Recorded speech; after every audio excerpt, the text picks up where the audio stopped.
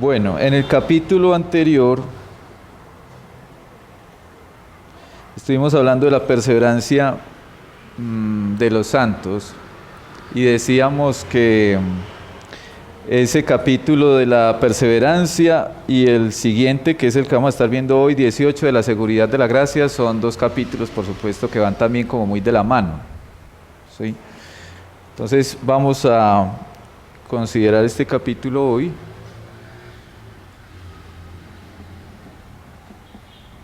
Es el capítulo 18, sí.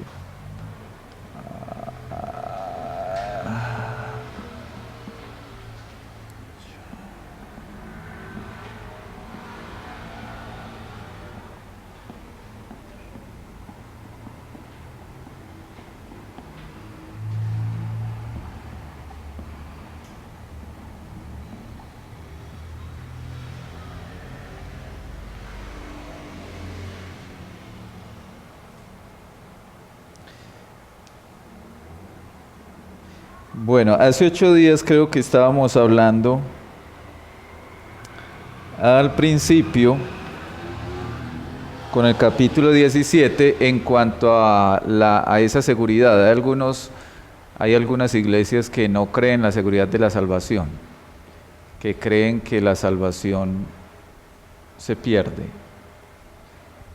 Y decíamos que la iglesia primitiva, de hecho los apóstoles, creían en la seguridad de la salvación. El no creer en la seguridad de la salvación hoy, digamos que es algo más bien nuevo. Y cuando digo nuevo no estoy diciendo que eso fue del año pasado, pero sí estoy hablando de por lo menos unos 3, 4 siglos atrás. Porque al principio la iglesia primitiva siempre creía que había seguridad de la salvación. Cuando hablamos de perseverancia,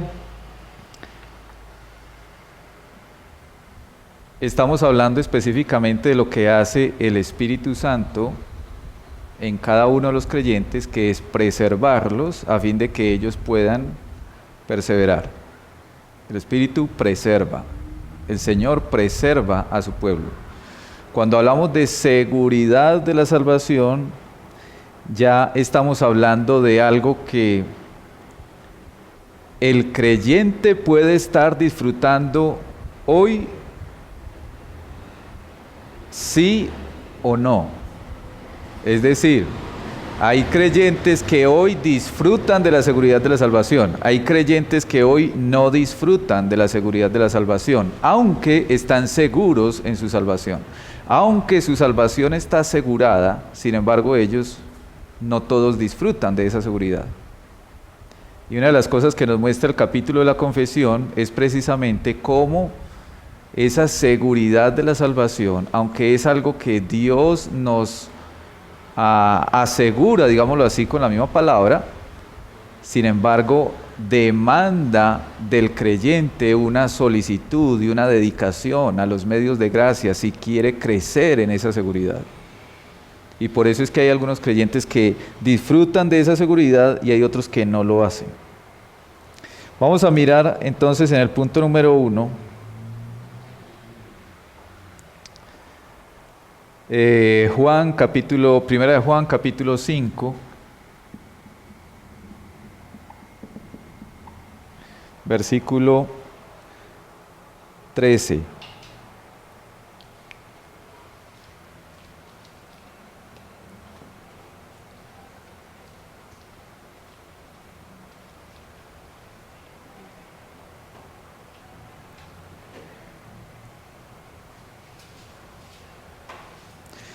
Segunda de Pedro 1,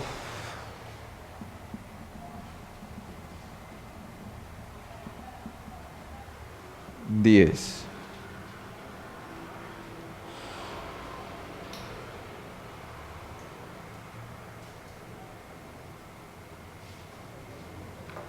Primera de Juan 5:13 dice: estas cosas os he escrito a vosotros que creéis en el nombre del Hijo de Dios, para que sepáis que tenéis vida eterna y para que creáis en el nombre del Hijo de Dios. Si miramos ese texto de Primera de Juan, y quizás no solamente ese versículo, sino toda la carta de Primera de Juan, vamos a notar cómo el apóstol siempre habla con palabras que denotan mucha convicción, seguridad. El apóstol Juan dice: estas cosas os he escrito a vosotros que creéis en el nombre del Hijo de Dios, para que sepáis, no para que se cree una posibilidad de, sino para que ustedes sepan, hay una certeza, digamos ahí, para que sepáis que tenéis, no es una probabilidad, no es una posibilidad, es una certeza, ustedes tienen vida eterna, es lo que está diciendo Juan. Recuerde que Juan está escribiéndole a cristianos, a creyentes, y Juan les dice, es que ustedes ya tienen vida eterna, para que creáis en el nombre del Hijo de Dios. Segunda de Pedro capítulo 1, versículo 10.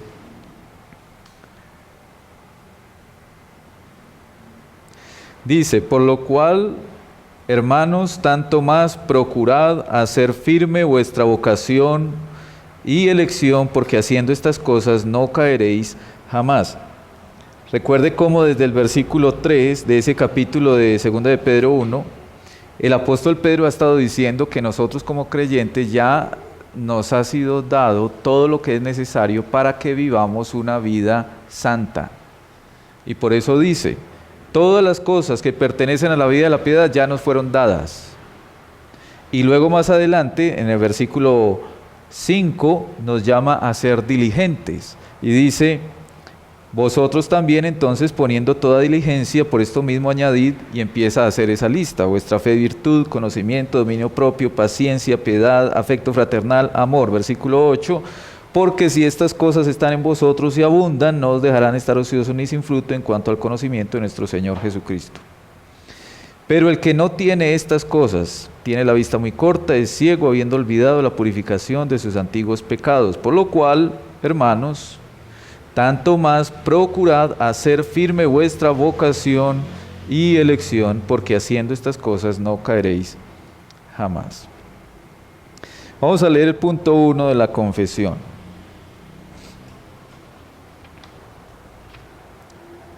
Capítulo 18. Aunque los creyentes que lo son por un tiempo y otras personas no regeneradas vanamente se engañen a sí mismos con esperanzas falsas y presunciones carnales de que cuentan con el favor de Dios y que están en estado de salvación, pero la esperanza de ellos perecerá, los que creen verdaderamente en el Señor Jesús y le aman con sinceridad, esforzándose por andar con toda sinceridad delante de Él, pueden en esta vida estar absolutamente seguros de hallarse en el estado de gracia y pueden regocijarse en la esperanza de la gloria de Dios, y tal esperanza nunca les avergonzará. Nótese cómo la primera parte de ese punto 1, ¿de quiénes está hablando? ¿De quiénes está hablando? De los creyentes. ¿Cómo? Y los no regenerados. Bueno, ¿cómo? Sí, bien, otras personas. ¿Pero qué personas? Mire lo que dice al principio: los creyentes que lo son por un tiempo y otras personas no regeneradas vanamente se engañan. Es decir, ahí está hablando de los que creen ser pero que no son, de los que dicen ser, pero que en realidad no son, o como también a veces se ha dicho, un falso positivo, ¿cierto? Alguien que dice ser, pero que no es. Por eso el texto dice: los creyentes que lo son por un tiempo y otras personas no regeneradas vanamente se engañen a sí mismos. Aunque ellos se engañen a sí mismos con esperanzas falsas y presunciones carnales de que cuentan con el favor de Dios y que están en estado de salvación, pero esa esperanza va a terminar, perecerá. Entonces, primera parte del párrafo 1 está hablando de los que dicen ser, pero no son. ¿A dónde están esas personas? En las iglesias. Muchas de esas personas no necesariamente son las que están afuera, son las que están adentro en la iglesia. Entonces dicen, no, pero es que yo sí soy. Pero no son. Luego del paréntesis, ¿de quién habla? De los que sí son creyentes, de los que dicen ser y sí son, ¿cierto? De los verdaderos, los que creen verdaderamente en el Señor Jesús y le aman con sinceridad, esforzándose por andar con toda sinceridad delante de Él. ¿Qué les dice a ustedes esas expresiones acerca de los creyentes? ¿Cómo es un creyente? Debemos de tener esperanza. Bueno, miremos la primera parte de la frase. ¿Cómo es un creyente? Bien, pero miremos la frase desde el principio. ¿Qué es lo primero? ¿Cómo? Tienen. Bueno, tienen esperanza. Bueno, sí, está bien, tenemos esperanza. Pero lo primero dice ahí, pues siguiendo simplemente el orden ahí de la confesión, creen verdaderamente. Bueno, entonces digamos, primero creen de verdad. ¿En quién creen? En el Señor Jesús. Y además le aman, pero le aman de verdad, con sinceridad, como dice ahí. Y entonces ellos expresan, digámoslo así, esa fe y ese amor sincero lo expresan ¿cómo? Esforzándose por andar con sinceridad delante de Él. Nótese que el texto ahí, la confesión, nos está recordando que no es que sean perfectos, no es que sean impecables, ¿cierto?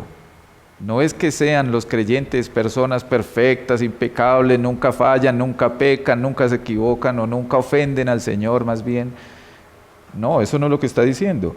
Más bien dice que como le aman con sinceridad, como de verdad han creído, entonces ellos se esfuerzan. Se esfuerzan. Hay un trabajo, ¿cierto? Se esfuerzan por andar con sinceridad delante de Él.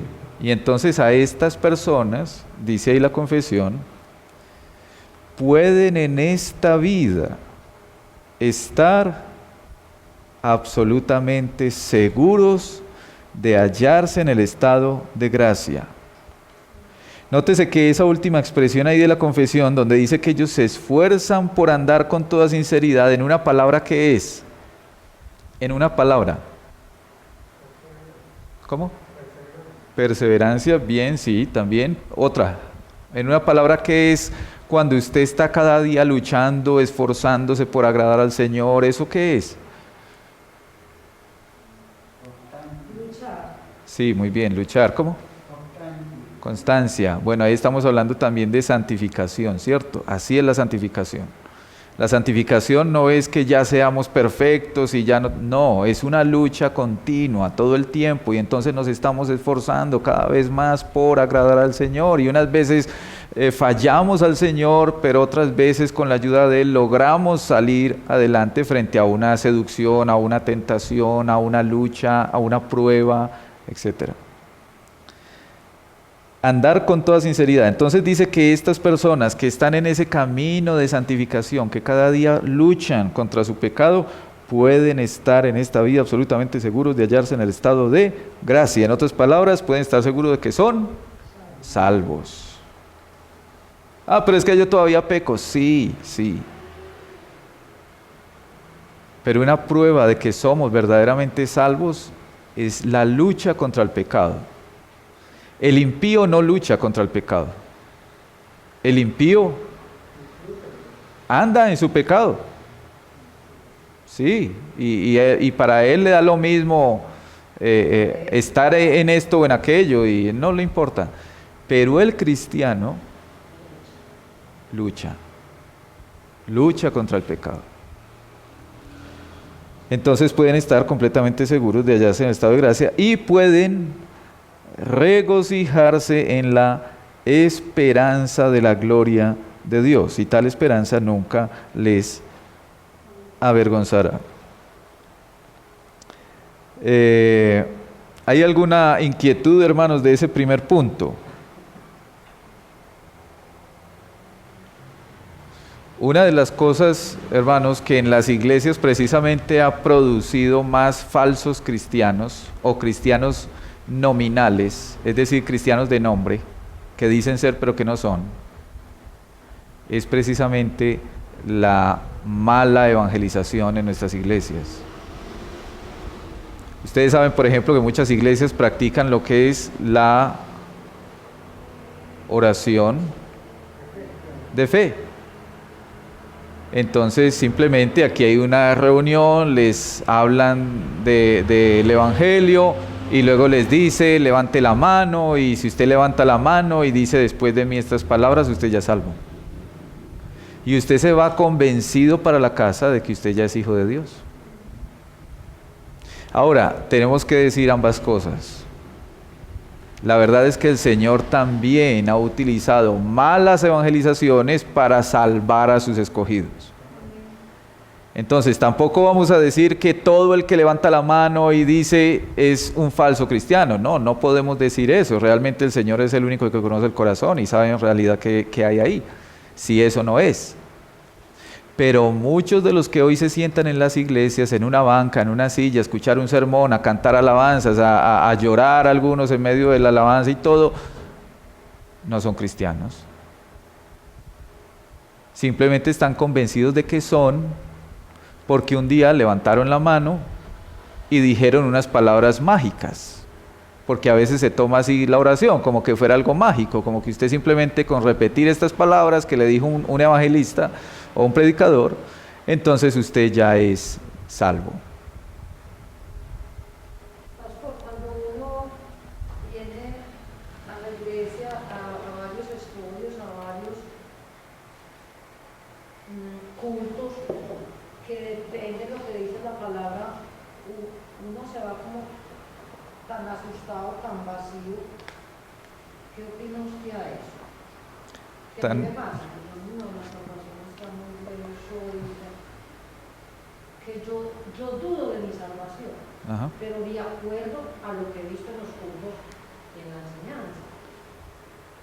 Usted dice que usted llega a la iglesia, a un estudio y se va muy vacía. Me voy muy pensativa. Pensativa. Ay, Señor, Dios, tenga piedad de mí. Sí, bien. Debido al mismo texto, todo lo que le dice a uno, cómo debe de ser uno, pues yo me pregunto, desigual. Yo soy una persona sola, yo casi no salgo, pero en muchas cosas uno dice, pero yo pienso esto. Y ya dicen que yo veo la salvación tan lejos de mí. Bueno, ustedes recuerdan al fariseo y al publicano. ¿Usted se acuerda, doña Argenis? ¿Sí se acuerda de esa historia?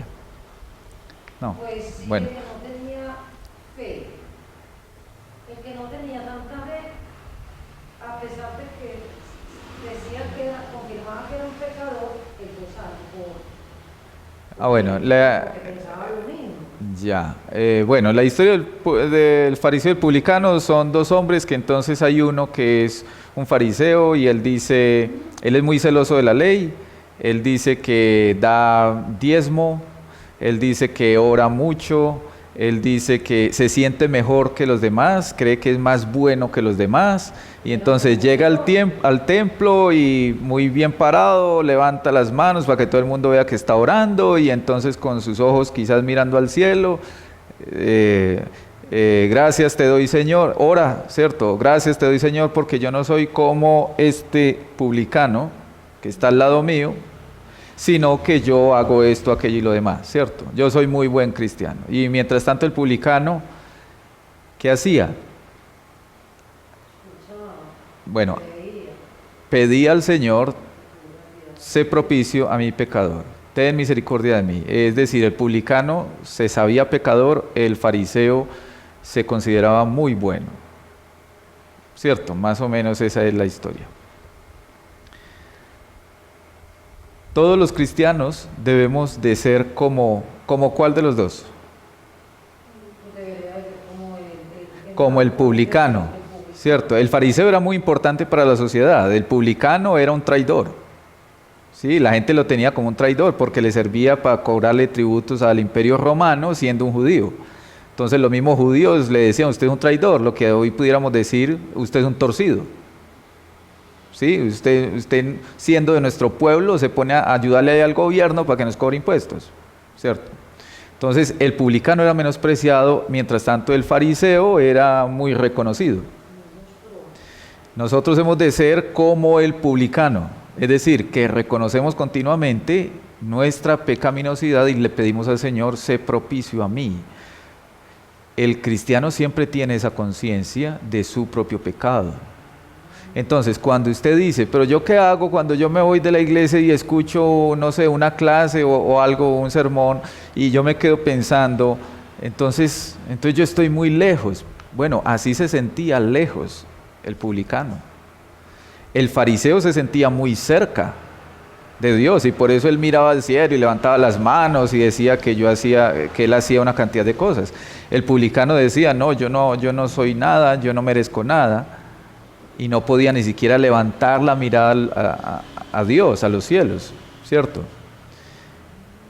Como cristianos siempre debemos de ser conscientes de nuestra pecaminosidad y siempre tenemos que estar mirando eso. Y siempre tenemos que estarle pidiendo al Señor, ten misericordia de mí, ten compasión de mí, ¿sí? Eso es un cristiano. Si usted le pregunta al publicano, pero entonces usted ya es salvo, ¿qué le contestaría el publicano? Si se acuerda más o menos de cómo termina la historia. Bueno, quizá él dijo que no, pero ¿qué dice la historia? ¿Cómo termina la historia? De que este hombre publicano volvió a su casa antes que este otro fariseo. Llegó ¿cómo? Justificado, es decir, salvo. Salvo. ¿El fariseo llegó salvo? No.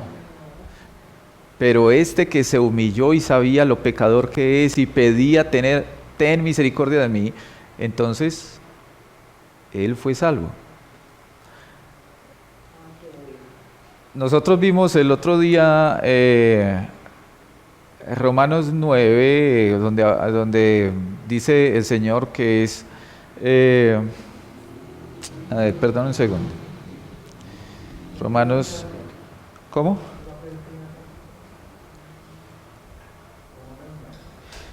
Romanos 9, sí. Donde dice que a Jacob amé, mas a Esaú aborrecí. Luego dice el Señor, tendré misericordia del que yo tenga misericordia, me compadeceré del que yo me compadezca. ¿Hablamos de eso? Sí, miramos el texto, ¿cierto? No, en estas clases no lo hemos visto. Bueno. A ver, miremos. Bueno, a ver.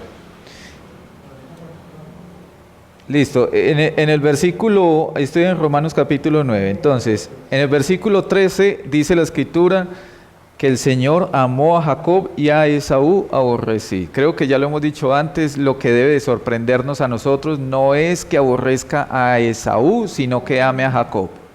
Eso es lo sorprendente. Porque si vamos a hablar de justicia, es justo y merecido de cada uno de los seres humanos que Dios los aborrezca a todos. Eso es justo. Entonces, si vamos a hablar, pero es que el Señor sea justo. Sí, dele gracias a Dios porque Dios es justo. Y si Él quisiera, podría aborrecer a todo el género humano y no amar a ninguno. Y eso es ser justo. ¿Estamos de acuerdo? ¿O no? ¿O estamos ahí como asustados? Bueno. Bueno, estamos en capítulo 13 no, capítulo 9. El versículo 13, sí. Sí. Sí. Lo que estoy tratando de decir es que lo que debe sorprenderme a mí no es que Porque es que casi siempre cuando se lee ese versículo, muchos abren los ojos y se asustan y dicen, uy, pero no puede ser, eso lo dice la Biblia. Sí, eso lo dice la Biblia, y lo que les asusta, lo que les sorprende, es que el texto diga que Dios aborrece a Esaú. Y al mismo abrimos los ojos porque somos muy humanistas y porque pensamos que nosotros merecemos el cielo y todo lo más lindo y todas las más grandes bendiciones. Eso es lo que piensa el mundo hoy, y tristemente la iglesia hoy se ha dejado untar de eso.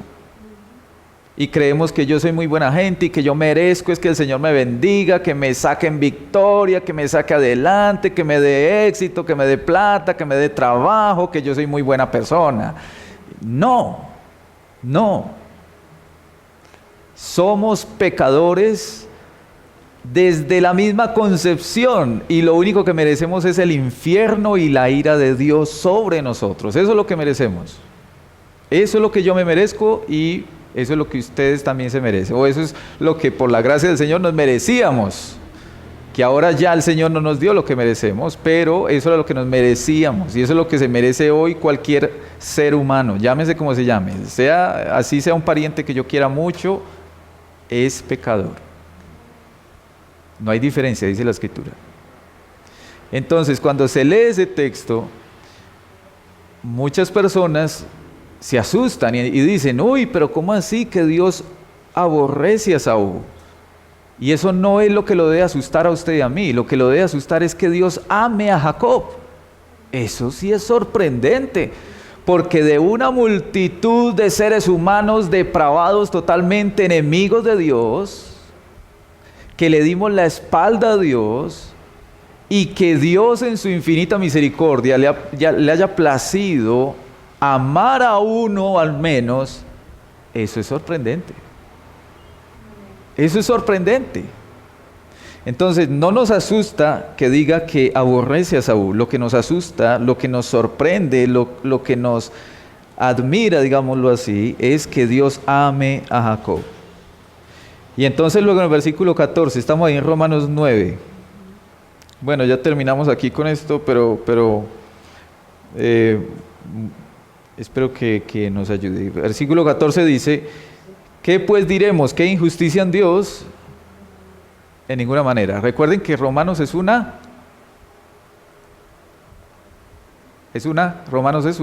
libro de Romanos es una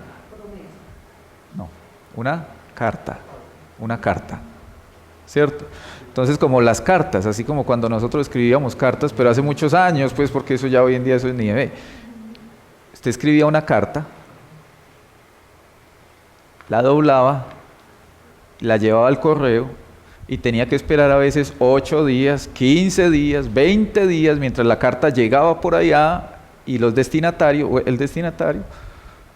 la recibía, la leía, contestaba, y luego otros 15 o 20 o 30 días mientras la llegaba a usted y usted la leía, y entonces, mira lo que dijo fulano de tal, ¿cierto? 2 meses después usted sabía que habían contestado. Esta es una carta. Y el apóstol Pablo lo que hace en la carta de Romanos, y por ejemplo aquí en el texto que estamos leyendo, es que se anticipa a la respuesta y a las inquietudes que pueden tener los destinatarios cuando él les diga estas cosas. Entonces Pablo lo que hace es, a Jacob, como dice, se le dijo, como está escrito, a Jacob amé, mas a Esaú aborrecí. Punto. Entonces Pablo está ahí escribiendo y él mismo dice, ya sé qué me van a decir cuando lean esto. Ya sé qué me van a decir cuando lean esto. Y como yo no puedo esperar 30 días para escuchar la respuesta, entonces, ¿qué pues diremos? ¿Qué me van a decir ahora? ¿Que Dios es injusto? Se está adelantando. Sí, se adelanta. Ya sé lo que ustedes me van a decir. ¿Por qué? Porque así somos los seres humanos. Sí, reclamamos, ay, Dios es injusto, porque ¿cómo así que no amó también a Esaú? ¿Por qué no amó a los dos? ¿Cierto? Así somos los seres humanos, los pecadores, ¿no? Así somos, reclamamos. Y entonces llega Pablo y se adelanta y les dice, ¿hay injusticia en Dios? Y les pone en ninguna manera. Es decir, Pablo no les dice que no. Pablo podría haber dicho que hay injusticia en Dios y hubiera puesto un no. Punto. No. Pablo no hace eso. Pablo lo que está diciendo es en ninguna manera. En otras palabras, lo que le está diciendo es, piénselo por donde usted lo piense. Dele vueltas a todo esto por donde usted quiera. Pero de que Dios es injusto, de ninguna manera lo va a ver. Esa es como si les dijera a los destinatarios que ni se les pase por la cabeza de que Dios es injusto.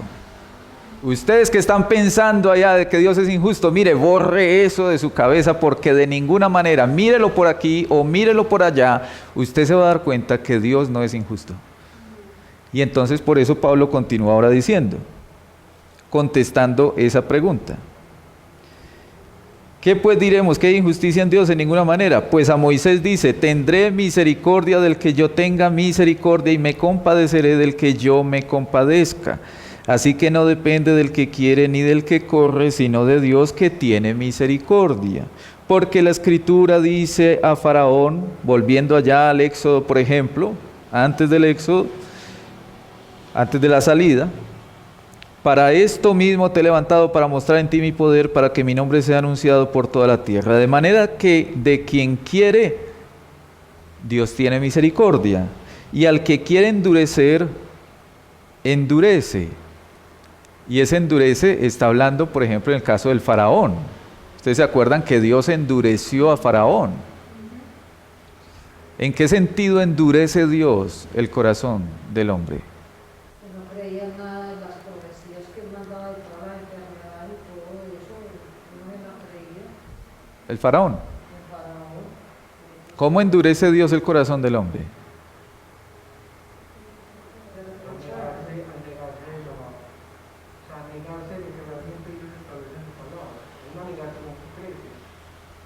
Bien. El corazón del ser humano es pecador. Ya hay pecado en el corazón humano. Entonces Dios no tiene que poner pecado en el corazón humano, porque ya está. Cuando la Escritura dice que Dios endurece el corazón, lo que está queriendo decir es que Dios lo que hace para endurecer el corazón del impío es quitarle el freno a su pecado. Hoy el impío no es más malo solo porque Dios le pone freno a su pecado. Pero si Dios quita el freno al pecado del hombre, el hombre con su corazón pecador se desboca en su pecado, como un tren sin freno. Se va y se lleva por delante lo que haya, no le va a importar. Cuando la Escritura dice entonces que Dios endureció el corazón del faraón, no está diciendo que Dios le puso pecado al corazón del faraón.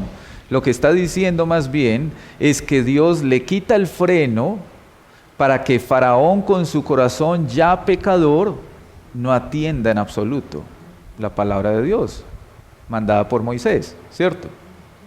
Que iba Moisés y le decía, deje ir a mi pueblo, y él decía, no.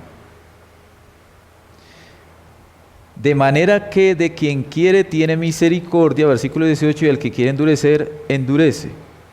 Pero me dirás, ¿por qué pues sin culpa? Porque ¿quién ha resistido a su voluntad? El versículo 19 es como decir, pero es que mire, si nadie puede resistir a Dios, ¿por qué Dios luego va a culpar al hombre? Y esa es una pregunta que Pablo también se está adelantando a lo que ellos podrían estar pensando. ¿Sí me hago entender? Versículo 20. Mas antes, oh hombre, ¿quién eres tú para que alterques con Dios? Dirá el vaso de barro al que lo formó, ¿por qué me has hecho así? Hay una parte en la Escritura, si mal no recuerdo, allá en Ezequiel, donde dice el tiesto con los tiestos. ¿Quiénes son los tiestos? Nosotros. En otras palabras, vaya, discútale a alguien de su posición. Pablo lo que está diciendo ahí es, ¿cómo te atreves a discutir con Dios? Si Dios ha querido hacerlo de esta manera, ¿cómo te atreves tú a discutir con Dios? Usted y yo podemos discutir, somos iguales, somos pecadores, podemos hablar de tú a tú, pero con Dios no. Versículo 21. Pregunta: ¿o no tiene potestad el alfarero sobre el barro para hacer de la misma masa un vaso para honra y otro para deshonra? ¿Cuál es la respuesta ahí? ¿Cuál es la respuesta? Sí. Sí. Sí. Cuando Job, en el capítulo 31, en el versículo 40, dice que hasta aquí abrió Job su boca, algo así. Luego viene el libro y empieza como a darle que abriré mi boca y mi garganta hablar lo que va a decir mi corazón. Entonces en ese momento está como que lo estoy hablando, que de alguna manera corrigiendo lo que se le iba a venir después de esos 5 capítulos, que ya era la confrontación de Dios, cuando le dijo a Job que ahora me va a tocar a mí hablar. Es decir, que ya Job le tocó quedarse callado. Sí. Y ya al final ya pues obviamente el Señor le explica todo. Sí. Pues de alguna Sí, manera sí, le entiendo, sí, así es. Es decir, llega un punto donde Job se da cuenta, es que yo soy un gusano, yo soy nada frente al Todopoderoso, y yo qué hago discutiéndole a Él, ¿sí? Y aquí el texto está diciendo, Pablo, no tiene potestad el alfarero. A ver, piensen en 3 palabras de ese versículo 21 que para ustedes son claves dentro del texto. Piensen en ese versículo 21, 3 palabras que para ustedes sea clave en ese texto. Díganme. A ver, esto en un momento seguimos.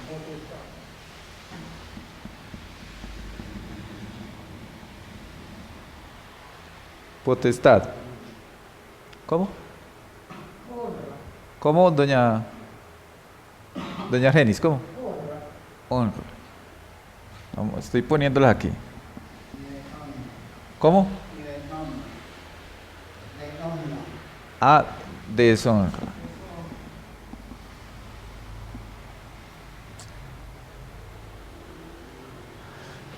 ¿Alguna otra?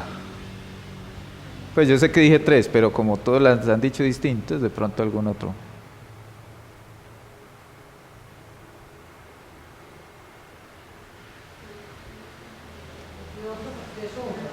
Ah, ya está ahí. Listo. Bueno, las palabras que ustedes mencionaron son importantes dentro del texto. Estamos de acuerdo. Honra, deshonra, potestad o poder. Sí, dice que o no tiene potestad, no tiene poder el alfarero sobre el barro. Bueno, les voy a mencionar 3 que están ahí. ¿Cómo? Bastante. Ah, estoy en el versículo 21. No, pero del 21, del 21.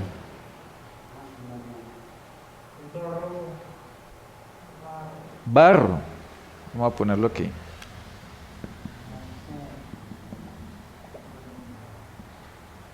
Bien. Voy a ponerles aquí estas.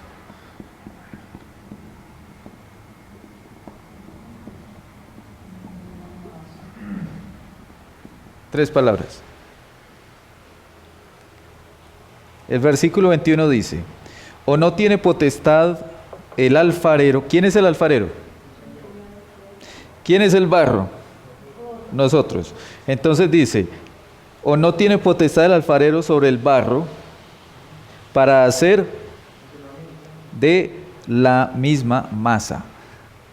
Ahora, ¿cómo está esta masa? Caída.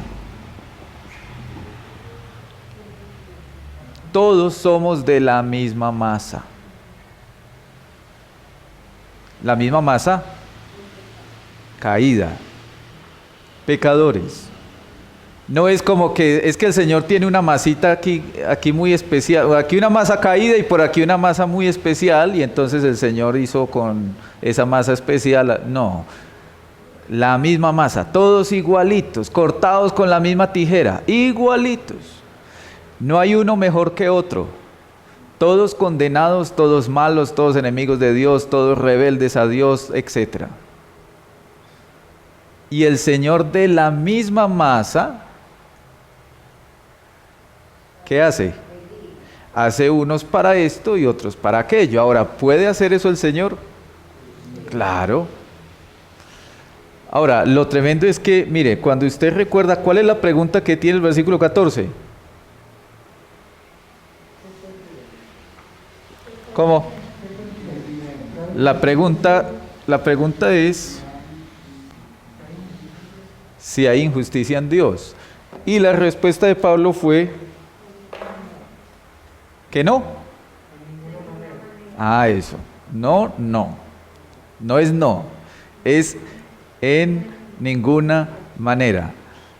Pero es que eso es lo mismo decir que no. Pues para Pablo no era lo mismo. Porque esa es una expresión que él utilizaba de una manera muy enfática, ¿sí? Para hacer mucho énfasis en lo que está, que no le quepa la menor duda, que no le pase eso a usted por la cabeza. Si usted se está imaginando siquiera que Dios es injusto, y Pablo mismo le contesta, en ninguna manera. No deje ni siquiera que ese pensamiento se le cruce por aquí. Porque si usted lo mira por aquí se va a dar cuenta que Dios no es injusto, y si lo mira por allá se va a dar cuenta que Dios no es injusto. Entonces vamos a mirarlo por aquí y por allá, para ver que Dios no es injusto. Vamos a hacer algo. Vamos a decir que aquí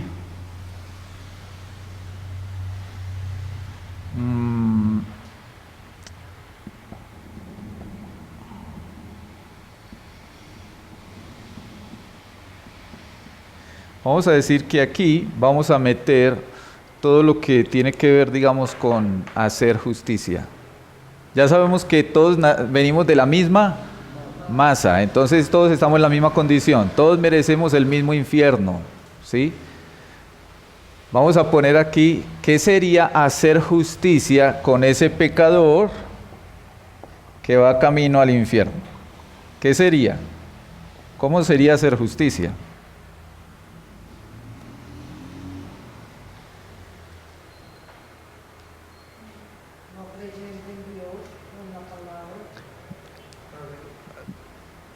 Bien, pero Dios, ¿cómo Dios haría justicia? ¿Cómo?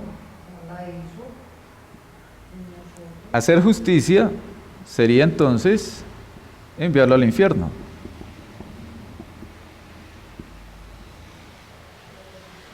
¿Eso sería justo? Entonces Dios dice, bueno, vamos a hacer justicia con estos pecadores. Y lo estamos poniendo aquí, ¿sí? Es más o menos la idea. Entonces vamos a hacer justicia, dice el Señor, vamos a hacer justicia con estos pecadores. Listo, vamos a hacer justicia. Entonces hacer justicia es enviarlo al infierno. ¿Es injusto Dios? En ninguna manera. Por esta manera, no. ¿Cierto? Estamos viendo por esta manera o por esta manera. Si es injusto Dios. Y aquí vemos que por este lado, por esta manera, de esta manera, Dios no sería injusto. Si manda a toda la humanidad, a todos, absolutamente todos, a cada uno de nosotros, sin distinción, ¿cierto? A todos nos manda al infierno, Dios es justo. Justo, muy bien, justo. Ahora vamos a hacer aquí lo contrario. Vamos a decir que sería no hacer justicia. Entonces dice el Señor, bueno, vamos a hacer una cosa. Por aquí les voy a hacer justicia, pero por aquí no les voy a hacer justicia. Vamos a poner aquí lo que sería no hacer justicia. Dos maneras de no hacer justicia. Una, hacer injusticia. Esa sería una manera de no hacer justicia. ¿Sí me estoy haciendo entender? Don Edilberto, ¿sí me estoy haciendo entender? Una manera sería hacer injusticia, cometer una injusticia para no aplicar la justicia. ¿Sí? Ahora, ¿Dios haría esto? ¿Cómo? Sí, sí alcanzan a leer. ¿Qué dice aquí doña Argenis? Ah, injusticia. Bueno, ¿Dios haría esto?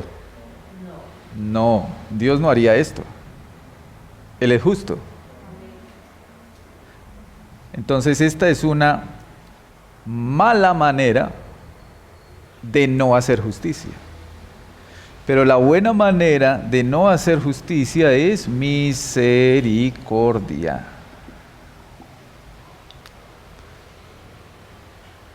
Esta es la buena manera de no hacer justicia.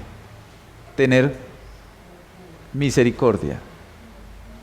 Es como si usted, digamos, vamos a suponer que usted me debe a mí un millón de dólares. Pues ojalá, muy bueno, pero no. Pero vamos a suponer, sí, vamos a suponer que usted me debe $1 millón y usted no tiene con qué pagarlo. Y el día de mañana yo me acuerdo de esa deuda que usted tiene conmigo y yo le digo, bueno, vamos a hacer una cosa, doña Argenis. Yo podría con toda justicia enviarla a la cárcel.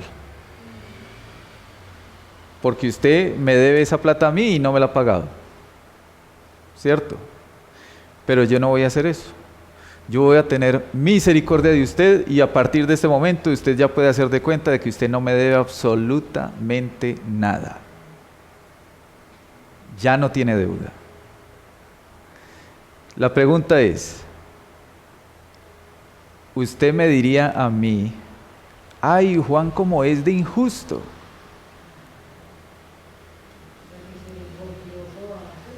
Exacto.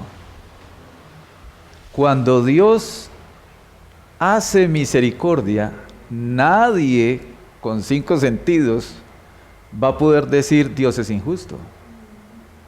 No, Dios es misericordioso. Entonces Dios es tanto misericordia como justicia. Él es justo y Él es misericordioso. ¿Hay injusticia en Dios? En ninguna manera. Ni por aquí, ni por allá. En otras palabras, ¿qué es lo que debería de estar pidiendo el pecador? Misericordia. Pero tristemente el pecador en su ceguera, ¿qué pide? Y pobrecito, porque si pide justicia, justicia va a tener. Y entonces llegan los seres humanos, salen por allá y son reclamando justicia, justicia. Y usted le dice, ¿usted quiere tener un Dios justo o injusto? No, yo quiero tener un Dios justo. Ah, pues alégrese porque lo tiene. Dios es justo. Pero no pida justicia porque le va a ir mal. Usted tiene que pedir misericordia. ¿Qué fue lo que pedía el publicano? Misericordia. Y misericordia le fue dada. Y cuando Dios da su misericordia, es la buena manera de no aplicarnos su justicia. Y entonces Dios no es injusto. Ni por aquí, ni mucho menos por aquí. Ahora, es claro por qué Pablo entonces decía que de ninguna manera hay injusticia en Dios. Mírelo por donde usted lo mire, usted se da cuenta de que Dios nunca es injusto. Él es justo o misericordioso. A uno les da justicia y a otro les da misericordia. y como el alfarero que es, tiene toda potestad para hacer de la misma masa lo que él quiera hacer, como el Dios soberano que es. Si Él le quiere dar justicia a este, Dios es justo. Y si Dios le quiere dar a este misericordia, Dios es justo. Nunca Dios es injusto. ¿Claros? Don Edilberto, ¿alguna pregunta? No. ¿Sí está claro? Claro, sí, pero difícil de ¿qué? De creer. Para explicarlo es difícil. Para estudiarlo, digo, y lo entendemos. Pero ya uno normalmente van a enseñar como a un verdadero cristiano. Le explica eso. A menos que no es capaz de explicarlo. Ah, bueno, sí, no, pero al menos fue entendible el punto. Listo. ¿Por qué fue que llegamos hasta por aquí? Bueno, yo no me acuerdo, pero espero que haya sido de utilidad. Estamos hablando de la seguridad de la gracia y la salvación. Vamos al punto número 2, leamos Hebreos.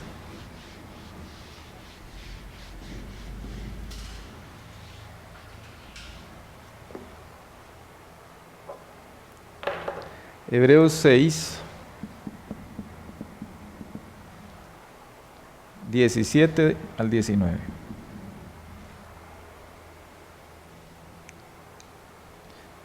Romanos 5, 1 y 2.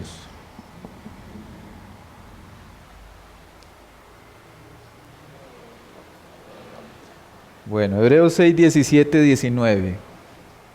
Por lo cual, queriendo Dios mostrar más abundantemente a los herederos de la promesa la inmutabilidad de su consejo, interpuso juramento, para que por dos cosas inmutables, en las cuales es imposible que Dios mienta, tengamos un fortísimo consuelo los que hemos acudido para asirnos de la esperanza puesta delante de nosotros. Habíamos ya mirado este texto, ¿cierto?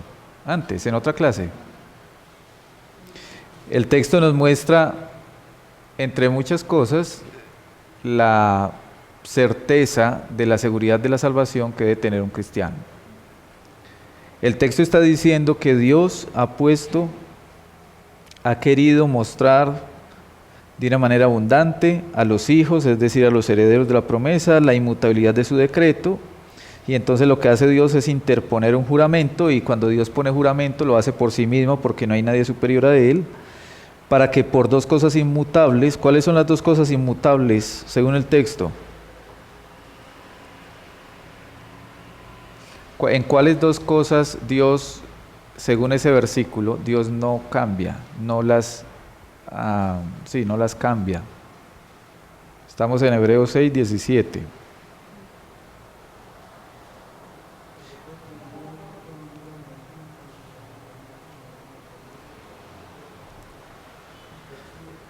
Miren que el texto... ¿Cómo?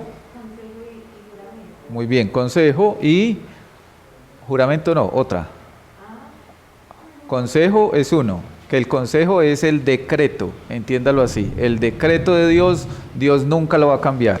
Lo que Él decretó desde el principio, así será. Y la promesa.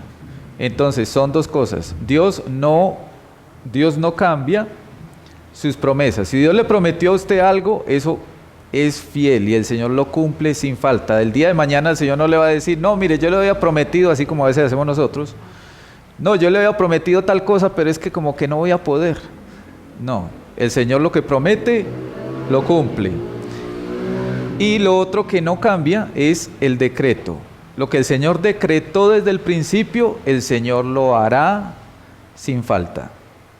Entonces dice el texto que por esas dos cosas que son inmutables, su promesa y su decreto, lo que hace Dios es poner un juramento, jura por sí mismo, para que por esas dos cosas inmutables, su promesa y su consejo, en las cuales es imposible que Dios mienta, tengamos un fortísimo consuelo los que hemos acudido para asirnos de la esperanza puesta delante de nosotros. Tengamos un ¿Un qué? Fortísimo consuelo. Es decir, no cualquier consuelo. En pocas palabras, hermanos, lo que el texto nos está diciendo es que Dios se deleita cuando sus hijos se gozan en saberse salvos, en saberse y sentirse seguros en su salvación. El Señor interpuso un juramento para que nosotros vivamos en esa seguridad. Y permítame decirlo de otra forma. Cuando nosotros vivimos como con esas inseguridades, y no lo piense, digamos, doña Argenis, como usted lo mencionaba ahorita, no. O sea, todos en algún momento sufrimos de esas dudas y esas inquietudes, pero lo que el Señor quiere es que nosotros vivamos seguros de que en Él tenemos una salvación segura, ¿sí? Pero cuando nosotros vivimos como que será que sí, será que no, así como la margarita, ¿cierto? Así como el me quiere, no me quiere, me quiere, no. Entonces usted levanta todos los días y dice, soy salvo, no soy salvo, soy salvo, no soy salvo, soy salvo, no soy salvo. Y hoy terminó en el último pétalo y era, no soy salvo, ay, no soy salvo. Y al otro día usted levanta y dice, soy salvo, no soy salvo, soy salvo, no soy salvo, soy salvo, no soy salvo, soy salvo, ay, hoy sí. Y al otro día, no. Y al otro día, sí. Y al otro día, no. Eso no agrada al Señor. Eso ofende al Señor. Porque lo que ha hecho el Señor es interponer un juramento. Él juró por sí mismo para que ustedes y yo estemos disfrutando en esa seguridad.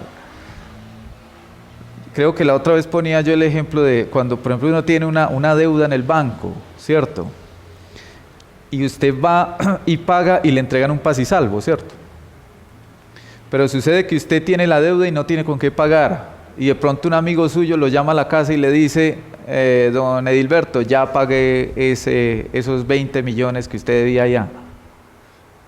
Ya está paz y salvo. Y usted se queda pensando, uy, no, pero no puede ser, no, yo no te puedo creer. Entonces el banco a la semana entrante, digamos, le manda el certificado de paz y salvo.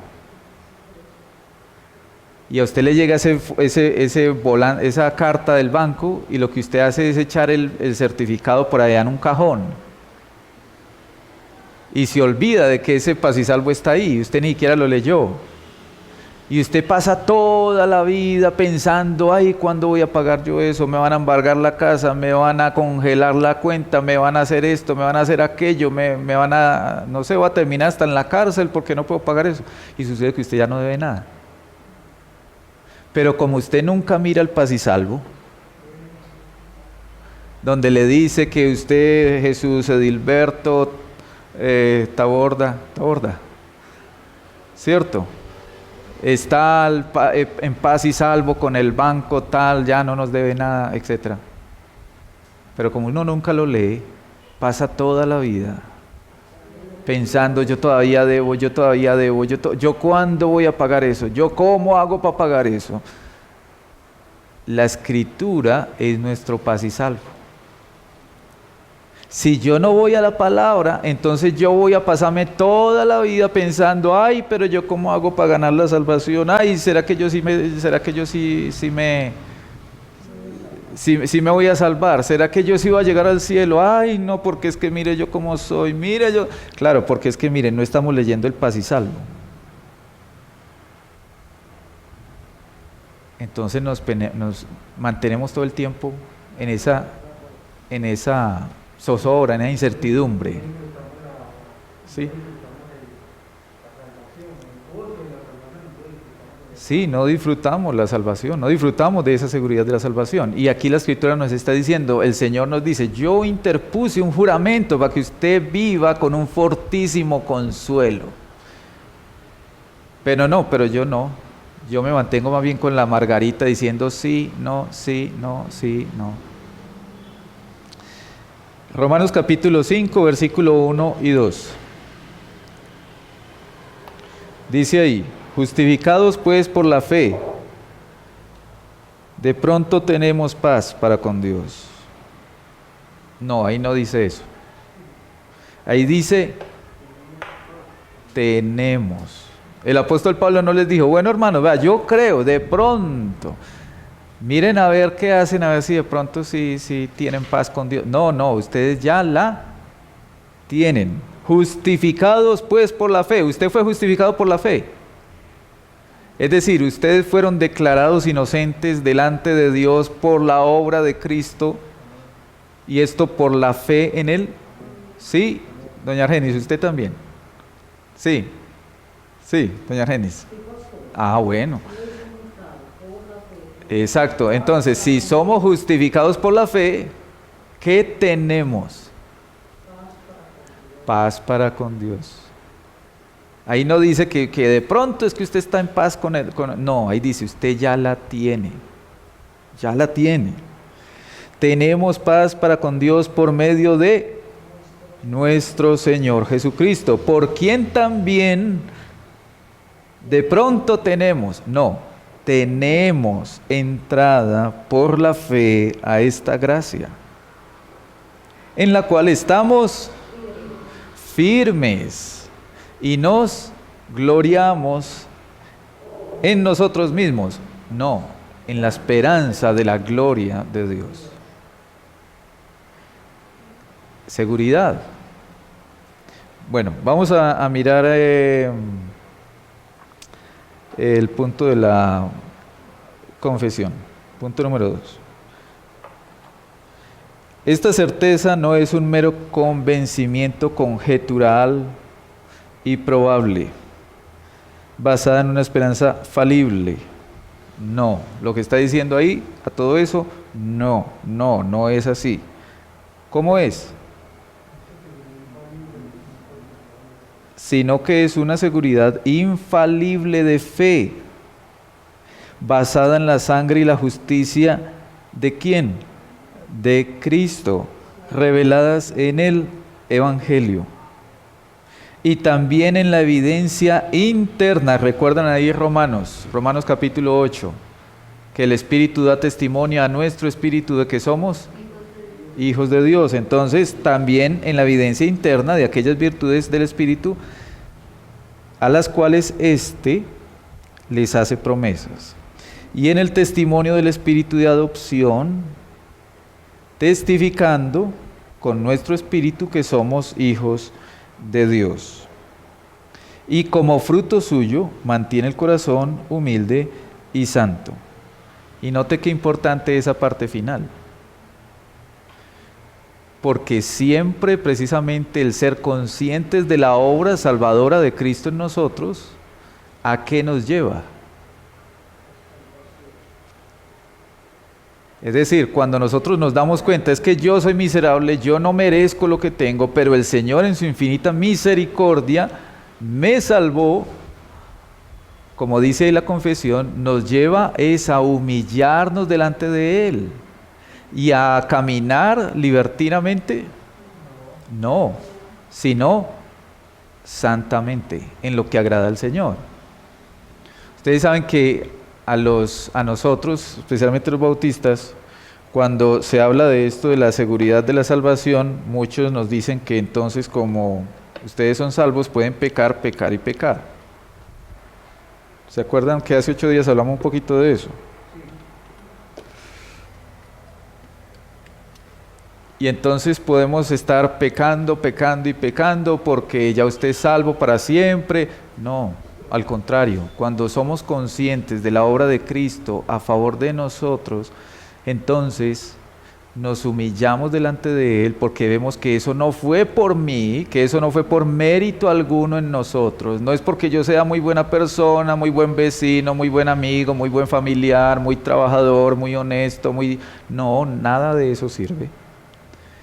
Sino que todo fue por los méritos de Cristo, es decir, por lo que hizo Cristo, por la obediencia activa y por la obediencia pasiva de Cristo. ¿Se acuerdan que hablamos de eso hace un par de clases? ¿Se acuerdan que es la obediencia activa de Cristo y la pasiva?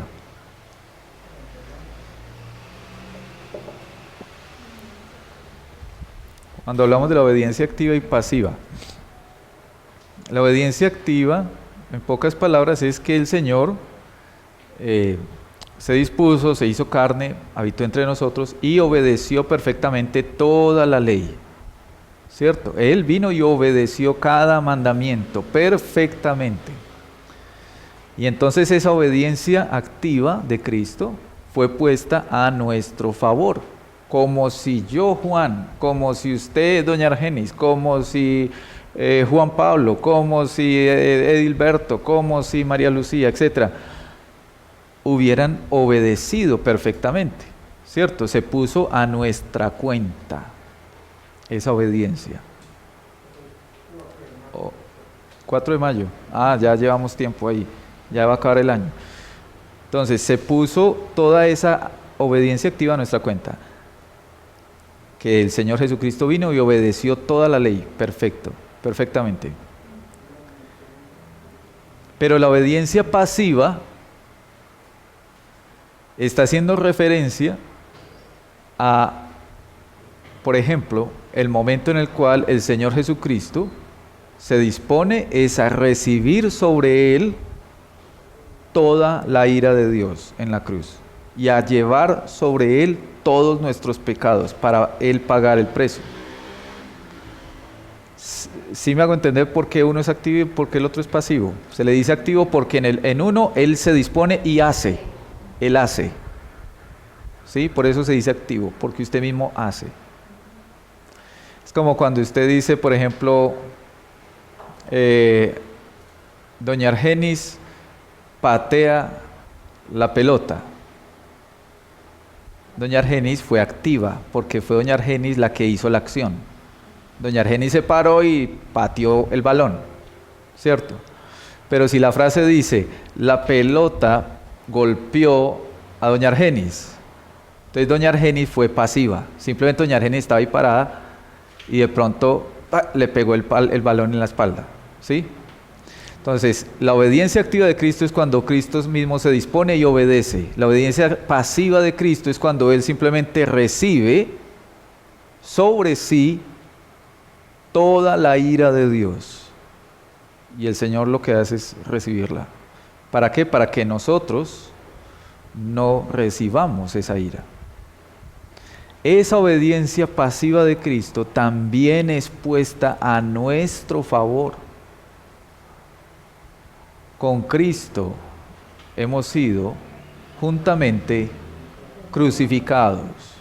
Es decir, cuando el Señor Jesucristo fue crucificado en la cruz, mi nombre y el suyo estaba ahí, en Él. Y por eso nosotros creemos en la expiación, tercera doctrina de la gracia. ¿Cuál es? Expiación limitada, es decir, que Cristo Jesús murió únicamente por los que el Padre le dio. De tal forma de que el Señor Jesucristo cuando muere en la cruz, Él no está ya muriendo en la cruz y pensando, bueno, vamos a ver quién cree, vamos a mirar, de pronto cree alguno y entonces se salva.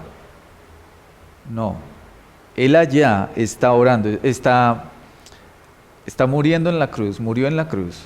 Y allá tenía en la mente a Edilberto Taborda, a María Lucía Cardona, a Argenis, a doña Argenis, a Juan Pablo, a Daniela, a Juan Simón, a Juan, con nombres y apellidos. Por eso dice la Escritura que los nombres están inscritos en el libro de la vida del Cordero. ¿Desde cuándo? Desde antes de la fundación del mundo. Antes que hiciéramos bien o mal, antes que naciéramos, antes que existiera el universo mismo, ya el Señor sabía, fulano, perano, mengano, sultano, tin. Estos son mi pueblo y por ellos voy a enviar a mi Hijo para que muera un día por ellos. Y un día todos ellos van a estar conmigo. Esa es la salvación. Y esa obediencia entonces de Cristo, ambos, el Señor obedeciendo y el Señor recibiendo sobre sí el castigo que nosotros merecíamos, toda esa obediencia es puesta a nuestra cuenta. Y por eso el apóstol Pablo, como leíamos ahorita en Romanos 5, puede decir con toda propiedad, ya hemos sido justificados pues por la fe, tenemos paz para con Dios por medio de nuestro Señor Jesucristo. Con toda propiedad, con toda seguridad. A veces a los que creemos en la seguridad de la salvación, dicen que somos muy convencidos o muy vanidosos quizás. No sé si cabe la palabra vanidoso, pero convencidos sí. Claro. No convencidos por nosotros mismos, sino convencidos por la misma Escritura, porque la Escritura lo está diciendo. Y yo, ¿cómo voy a decir una cosa que la Escritura no está diciendo? Yo solamente puedo decir lo que la Escritura dice. Y si la Escritura me dice y me muestra que yo puedo estar seguro de mi salvación, entonces yo debo de estar seguro de mi salvación a pesar de mí mismo. Pero es que yo soy así, yo soy muy malo, yo muy pecador, yo como que no tengo remedio, como que siempre vuelvo a lo mismo. Pues a pesar de usted, a pesar de mí, la Escritura nos asegura que estamos seguros en Cristo. ¿Recuerdan Romanos capítulo 8, versículo 1? Ahora, pues,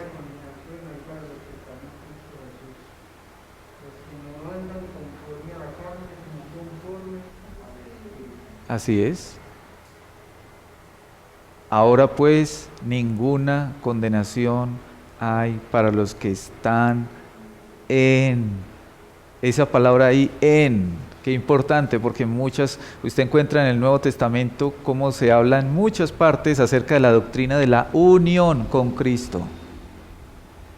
Porque si usted no está en Cristo, usted está condenado. Pero los que están en Cristo no están condenados. Y esa es nuestra confianza. Vamos al punto número 3. A ver si esto por aquí cargo algo. Punto número 3.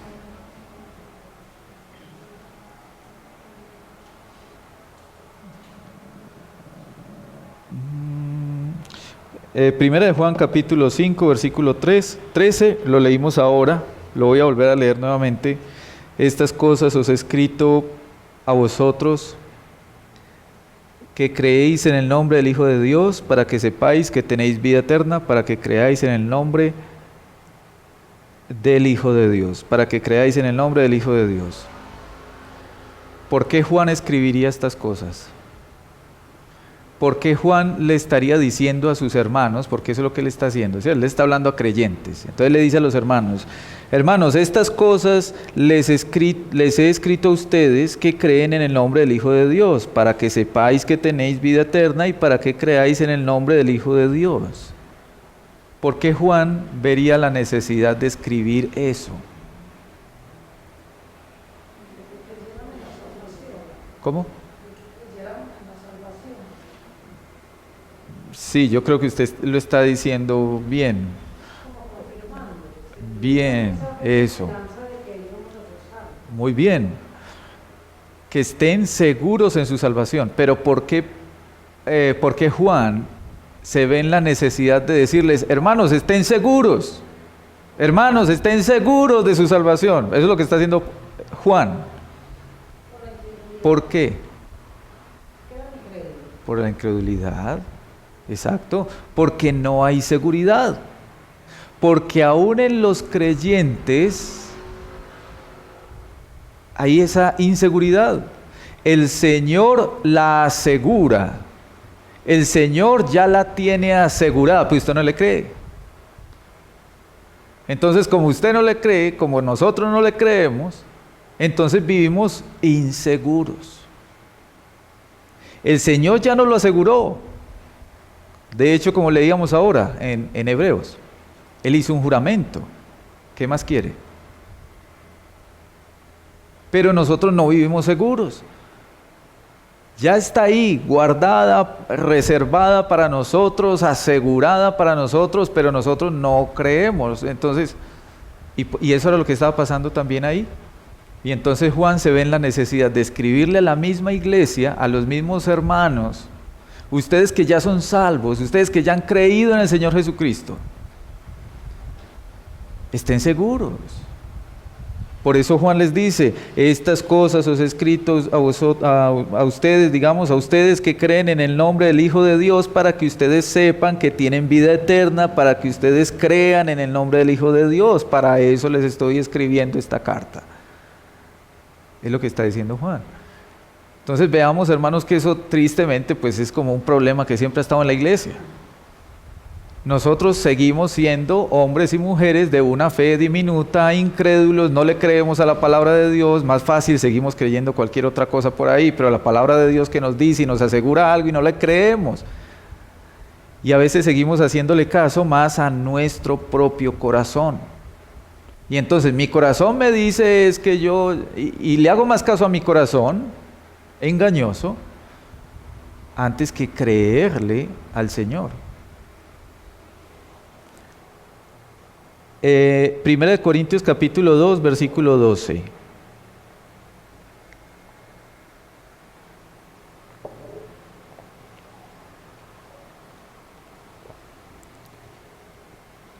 Dice, y nosotros,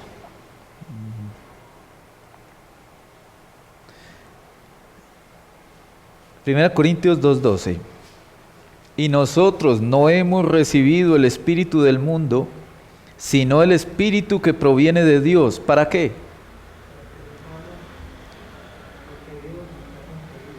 ¿Para qué le dio a usted el Espíritu Santo el Señor?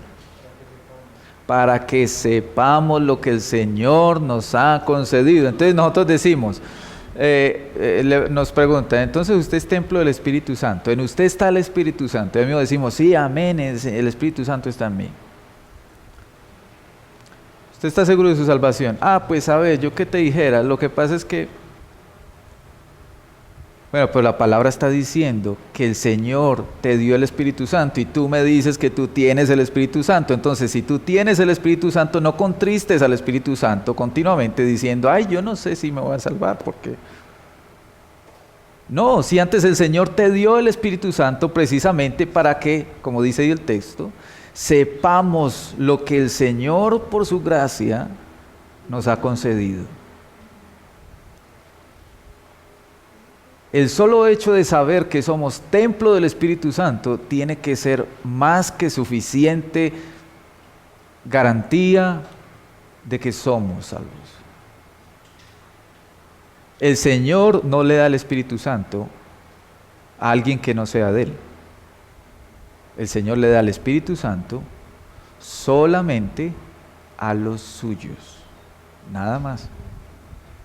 Entonces, si yo digo que tengo el Espíritu Santo, que soy templo del Espíritu Santo, tengo que ser también coherente diciendo, y amén, sí, yo soy salvo. Yo no estoy esperando a salvarme, yo ya soy salvo. Por supuesto que los creyentes, así lo creemos. Nosotros creemos, nosotros podemos decir que somos salvos en los 3 tiempos. Yo fui salvo, yo soy salvo y yo seré salvo.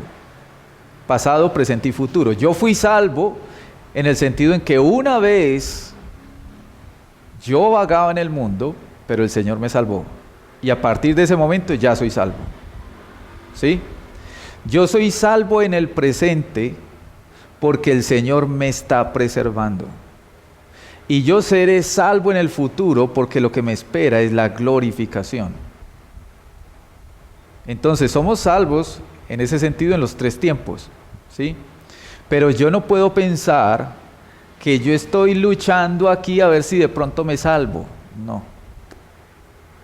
O eres o no eres. O ya fuiste salvo o definitivamente es que no has sido salvo. ¿Sí me estoy haciendo entender?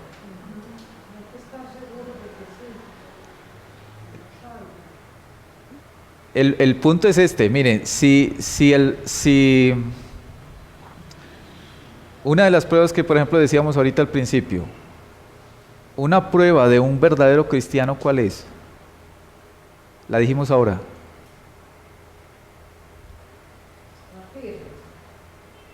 No. Una prueba de un verdadero creyente, ¿cuál es? O sea, algo una evidencia de que usted es un verdadero creyente, ¿cuál es? ¿Ah? Sí, bien. En otras palabras, que usted lucha contra el pecado. Eso es una prueba de que usted es un verdadero creyente. El impío no lucha contra el pecado, al impío no le importa. Y el solo hecho, inclusive, permítame decirlo de esta forma, el solo hecho de ustedes estar con esos pensamientos a veces, ay Señor, ten misericordia de mí, porque es que definitivamente yo no tengo remedio, y si yo soy salvo, Señor, yo soy salvo es por tu gracia y nada más, porque en mí no hay nada bueno. Ese tipo de actitud en el corazón del creyente ya le está diciendo, es que vea que usted sí es. Eso no lo piensa el impío. El impío no va a estar preocupado, ¿será que yo mañana sí llego al cielo? No, el impío no le importa eso. El impío vive su vida. Pero el cristiano se ocupa de las cosas que son eternas y le preocupa su comunión con el Señor y le preocupa cómo está viviendo su vida delante de Él. Romanos 15:13. Y el Dios de esperanza os llene de todo gozo y paz en el creer, para que abundéis en esperanza por el poder del Espíritu Santo. ¿Para qué? Para que abundéis en esperanza.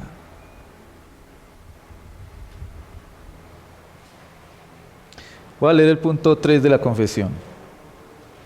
Esta seguridad infalible no pertenece a la esencia de la fe, hasta tal punto que un verdadero creyente no pueda esperar mucho tiempo y luchar con muchas dificultades antes de ser partícipe de tal seguridad.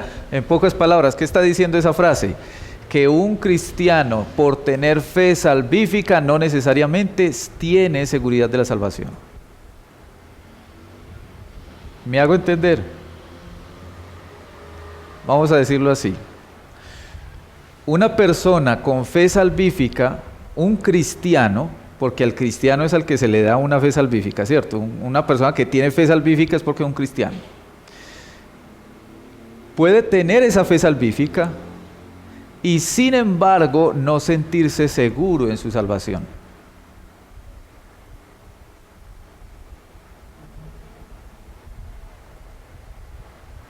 No, ¿me hice entender o no me hice entender? Pues yo lo que le entiendo que la pregunta es como ¿es o no es? Entonces uno debe de confirmarse si es. Si el Espíritu Santo a usted le confirma eso, si usted lucha contra el pecado, si usted desea agradar a Cristo, si usted se presenta siempre delante de Él como una persona que se sabe pecadora, que necesita de su gracia y de su misericordia, muy seguramente usted lo es. Lo que estamos diciendo aquí en la confesión, punto 3, es que una persona puede estar sentada en el templo, ser un verdadero cristiano, en otras palabras, tener fe salvífica, ¿cierto? Un verdadero cristiano es el que tiene fe salvífica, le fue dada la fe, ¿cierto? La fe que salva. Puede entonces esa persona estar sentada ahí en la iglesia, ser un verdadero cristiano, tener fe salvífica y sin embargo, ¿cómo? Sigue dudando. Por eso la confesión dice que la seguridad no es parte de la esencia de la fe. Es decir, cuando a usted el Señor le da la fe salvífica, Él no le dio ahí metidita la seguridad de la salvación. Le dio la fe salvífica. Pero por eso, segunda de Pedro, allá en el capítulo 1, nos dice que debemos de ser solícitos en... se me fue el texto, aquí, sí, aquí lo tengo. Por lo cual, hermanos, tanto más procurad hacer firme vuestra vocación y elección. En otras palabras, bueno, pónganse las pilas a utilizar los medios de gracia si quieren disfrutar de esa seguridad que tienen. Si no usan los medios de gracia, ustedes se van a pasar toda la vida sufriendo en una silla creyendo que no son salvos. Y después cuando se mueran van a llegar al cielo porque el Señor ya los había salvado, así ustedes no lo crean. van a llegar al cielo muertos de vergüenza delante del Señor. Señor, ¿yo qué hice mientras que estaba allá? No hice sino dudar de ti. Y me pasé toda mi vida cristiana pensando que no era. Yo, ay Señor, ay Señor, ay Señor. En vez de haber crecido en la fe, en vez de haber avanzado en el camino de la fe, Señor, qué vergüenza contigo. Y por supuesto, en medio de la vergüenza, lo único que vamos a poder hacer es adorarlo, porque Señor, y tú me escogiste a mí.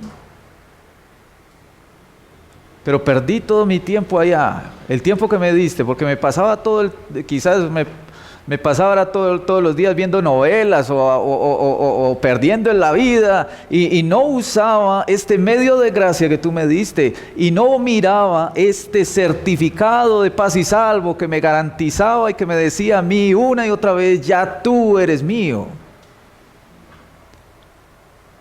Y va a ser una vergüenza que lleguemos nosotros al cielo. Ay, mira, ay, cómo si me salvé, ay Señor. Y yo que dudé de ti. Pero qué bueno que sea al contrario. Qué bueno que sea al contrario en nosotros.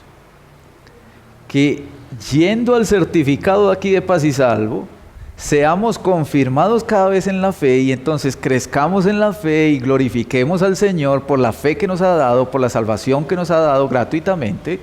Y entonces el día de mañana, cuando estemos en el cielo, tengamos mucho fruto que presentar delante del Señor. Y no vergüenzas de saber que no, yo lo que hacía era perder el tiempo. Pasaba mirando fútbol, jugando fútbol y no cogía la Biblia, sino cuando me iba para el templo ahí, entonces me la metía debajo del brazo y ahí sí parecía cristiano. Voy a seguir aquí leyendo el punto 3.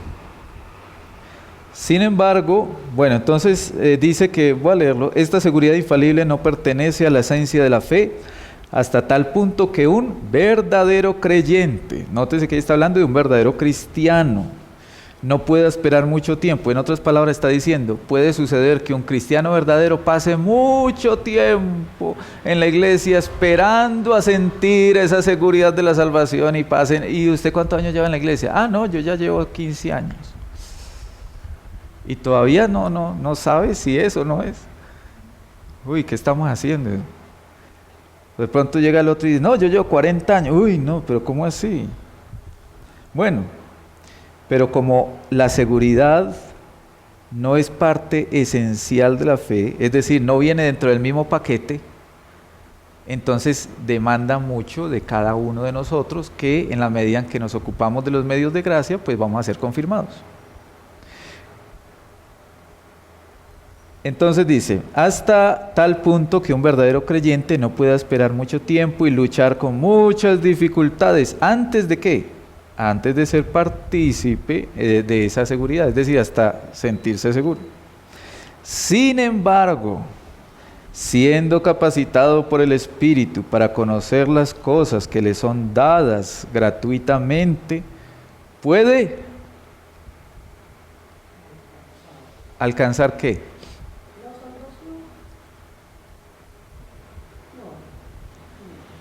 No. ¿Alcanzar qué? La seguridad. Hermano, si yo no me estoy haciendo entender, díganme con toda confianza. No, es que usted no le entiende a nadie. Pero díganme. Estamos hablando de la seguridad de la salvación. Lo que el punto está diciendo es que muchas veces un verdadero creyente va a pasar años luchando para poder sentirse seguro. Pero que en la medida en que ustedes hagan uso de esos medios de gracia, ustedes pueden alcanzar a sentirse seguros. Y eso es lo que el Señor quiere en su palabra.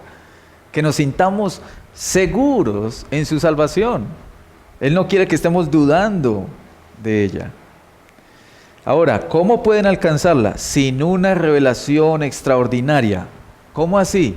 Usted no necesita, hermano, esperar soñar, tener sueños, visiones, apariciones sobrenaturales, así como algunos en algunas iglesias enseñan que es que usted solamente es salvo cuando usted empieza a hablar en lenguas. Ah, entonces si usted no ha sido doblemente bautizado por el Espíritu Santo y usted todavía no habla en lengua, entonces usted todavía no es salvo. ¿Usted quién le dijo eso? ¿Dónde está eso en la Escritura? Nosotros no necesitamos ninguna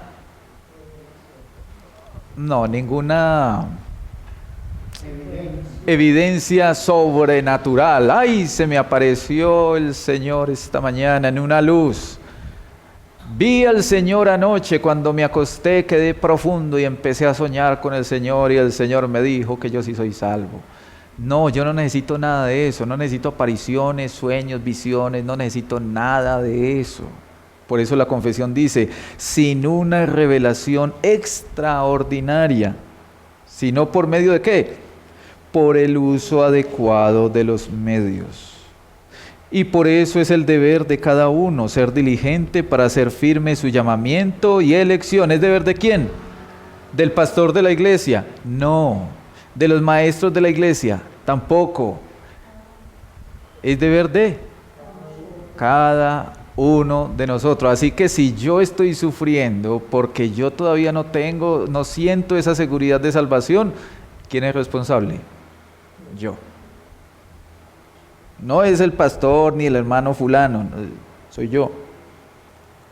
Es deber de cada uno de nosotros ser diligentes para hacer firme nuestro llamamiento y elección, para que así su corazón se ensanche en la paz y en el gozo del Espíritu Santo, en amor y gratitud a Dios y en fuerza y alegría de los deberes de la obediencia, que son los frutos propios de esta seguridad. ¿Cuáles son los frutos propios de esta seguridad? Es decir, quienes están seguros en la salvación, ¿cómo son? ¿O cómo viven? ¿Cómo viven?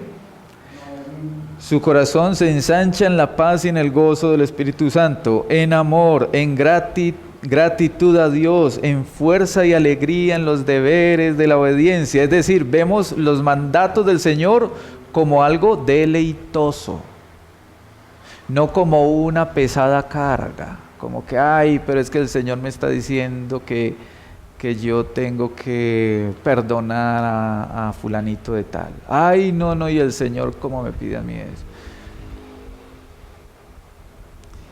Bueno, ¿qué son los frutos propios de esta seguridad? Así está de lejos esta seguridad de inducir a los hombres al libertinaje. Yo creo que esa última nota ahí es importante porque precisamente nos recuerda que la seguridad de la salvación promueve la santificación antes que el pecado o el libertinaje, como dice ahí la confesión. Voy a leer, hermanos, ya de una vez el punto que sigue, a ver si lo logramos terminar. Punto 4. La seguridad de la salvación de los verdaderos creyentes puede ser zarandeada. ¿Se acuerdan de Pedro? Disminuida e interrumpida de diversas maneras. 3 cosas. Zarandeada, es decir, a veces empezamos como a sentir que estamos tambaleando. ¿Será que yo sí? ¿Será que yo sí soy? ¿Será que yo sí soy del Señor? Porque es que, ¿sí? Puede ser disminuida, es decir, puede usted levantarse un día sintiéndose como que no, es que definitivamente yo soy salvo, gloria al Señor, gracias a Dios, y al otro día usted se levanta más bien como con ¿cómo se dice? Como con la nota baja, digámoslo así, ¿sí? Y entonces usted, no, sí, yo sí soy salvo, yo sé que sí. Sí, o sea, unos días estamos aquí, y otro día estamos por aquí, y otro día más. O puede ser interrumpida, y dice ahí la confesión de diversas maneras, por la negligencia en conservarla. Y ustedes ya saben que ahí tiene que ver mucho precisamente el uso de los medios de gracia. Oración, la palabra, congregarse, la cena, etc. Por caer en algún pecado especial que hiere la conciencia y contrista al espíritu. Y entonces sucede que es que yo estoy viviendo en un pecado y yo sé que, no puede, claro. Con toda seguridad, una de las primeras cosas que va a aprovechar Satanás es, por medio de ese pecado que estamos viviendo, o que hemos cometido, empezar a acusarnos. Porque él es el acusador. Y va a empezar, sí ve, ¿y usted qué está diciendo? Dice que era cristiana. ¿Y usted qué dice? Dice que es cristiano. Y mire lo que está haciendo. Claro. También por alguna tentación repentina o fuerte. Ustedes saben que todos nosotros somos tentados de muchas maneras. Pero en nosotros, en cada uno de nosotros, hay tentaciones que son más insistentes que otras. Y quizás lo que para mí es una tentación muy fuerte, para usted no es esa tentación fuerte. Y lo que para usted es muy fuerte, para mí no es tan fuerte. ¿Sí? Y por eso es tan importante que nos consideremos mutuamente en eso. El proceso de santificación de cada uno de nosotros es distinto. Cada uno de nosotros luchamos con distintos pecados, ¿sí? Entonces, cuando usted venga a un hermano y le diga, venga hermano, es que yo necesito que usted ore por mí y yo le quiero contar a usted tal cosa, y de pronto el hermano le confiesa un pecado, cuidémonos como de no ahí mismo como que abrir los ojos como que, ay hermano, no puede ser, de verdad es que usted... No, hermanos, no nos sorprendamos. Somos hombres y mujeres perdonados, pero pecadores todavía. Y lo que para usted no es una lucha fuerte, para el otro hermano quizás sí lo es. Entonces, pues oremos por ese hermano y escuchémoslo. Bueno, por alguna tentación repentina o fuerte, por retirarles Dios la luz de su rostro, permitiendo aún a los que le temen que caminen en tinieblas y no tengan luz.